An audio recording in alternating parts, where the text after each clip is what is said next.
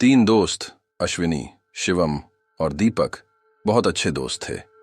तीनों मुंबई के एक ही कॉलेज में पढ़ते थे और साथ में अक्सर घूमा करते थे। एक दिन कॉलेज की लाइब्रेरी में वे तीनों एक पुरानी और धूल भरी किताब की ओर आकर्षित हो गए। किताब के कवर पर बड़े बड़े अक्षरों में लिखा था, भूतिया किताब। किताब दिखने में काफी पुरानी थी और उसके पन्ने पीले पड़ चुके थे। शिवम, जो अक्सर मजाक में बातें करता था, ने कहा, किताब का नाम ही काफी डरावना है, इसे पढ़ने में तो और भी मजा आएगा। अश्विनी और दीपक ने सहमति जताई और तीनों ने किताब उठाई। उसी शाम वे तीनों अश्विनी के घर पर इकट्ठा हुए और किताब को पढ़ने का निश्चय किया। घर थोड़ा सुनसान इलाका में था और वातावरण भी काफी सन्नाटा भरा था, जिससे माहौल और भी डरावना लगने लगा। जब उन्होंने किताब का पहला पन्ना खोला तो उसमें एक चेतावनी लिखी हुई थी। जो भी इस किताब को पढ़ेगा उसे 3 रातों के अंदर कुछ ऐसा अनुभव होगा जिसे वह जीवन भर भूल नहीं पाएगा। दीपक ने हंसते हुए कहा, क्या बकवास है, कोई किताब क्या कर सकती है। शिवम और अश्विनी ने भी हंसते हुए उसकी हां में हां मिलाई और पढ़ाई शुरू कर दी। किताब में अजीब अजीब कहानियां थीं, जिनमें आत्माएं, पुरानी हवेलियां और भूत प्रेतों की बातें लिखी थीं।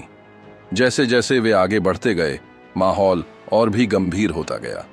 अचानक बिजली चली गई और कमरा अंधेरे में डूब गया। अश्विनी ने मोबाइल की टॉर्च जलाई, लेकिन तभी कमरे में एक अजीब सी आवाज गूंजने लगी। आवाज धीमी धीमी थी, जैसे कोई फुसफुसा रहा हो। तीनों दोस्त घबरा गए। दीपक ने कहा, यह कोई संयोग नहीं हो सकता, यह किताब जरूर कुछ गड़बड़ है।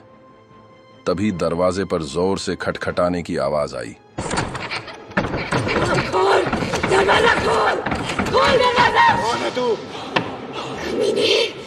तीनों डर के मारे कांपने लगे। शिवम ने हिम्मत करके दरवाजा खोला, लेकिन बाहर कोई नहीं था। अब तीनों को यकीन हो गया कि यह किताब सचमुच भूतिया है। अगली रात जब तीनों अलग अलग अपने अपने घर में थे, अजीब घटनाएं होने लगीं। शिवम के कमरे में अचानक खिड़की खुल गई और एक साया उसकी ओर बढ़ने लगा। अश्विनी के घर में हर तरफ से खटखटाने की आवाजें आने लगीं, जबकि दीपक को ऐसा महसूस हुआ कि कोई उसके बगल में बैठा है। तीनों दोस्त अगले दिन फिर मिले और उन्होंने तय किया कि इस किताब से छुटकारा पाना ही बेहतर है। वे उस पुरानी किताब को वापस लाइब्रेरी ले गए, लेकिन जब उन्होंने उसे वापस रखने की कोशिश की तो वह किताब गायब हो गई। अब तीनों के चेहरों पर डर साफ झलकने लगा। तीसरी रात वे तीनों फिर से अश्विनी के घर पर इकट्ठा हुए, लेकिन इस बार उनकी हालत और भी खराब थी। उनके चेहरे पर थकान और डर का मिला जुला भाव था। जैसे ही रात बढ़ती गई, दरवाजे पर फिर से दस्तक हुई। इस बार तीनों ने हिम्मत करके दरवाजा खोला तो सामने एक बूढ़ा आदमी खड़ा था।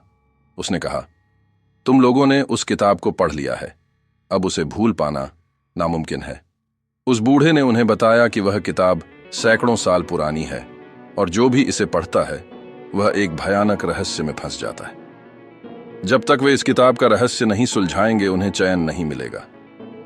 अब तीनों दोस्त उस भूतिया किताब के रहस्यों को सुलझाने के लिए मजबूर थे। तीसरी रात के बाद अश्विनी, शिवम और दीपक की नींदें उड़ चुकी थीं। उस बूढ़े आदमी की बातें सुनकर उनके मन में भय था। उस रात के बाद से उन्होंने किताब का पीछा करने का फैसला किया। बूढ़े ने उन्हें सिर्फ इतना कहा था कि किताब का रहस्य सुलझाने के लिए उन्हें कुछ खास संकेतों का पालन करना होगा। अगले दिन तीनों लाइब्रेरी पहुंचे और लाइब्रेरियन से उस किताब के बारे में जानकारी मांगी। लाइब्रेरियन, एक बूढ़ी महिला, उनकी बात सुनकर चौंक गई।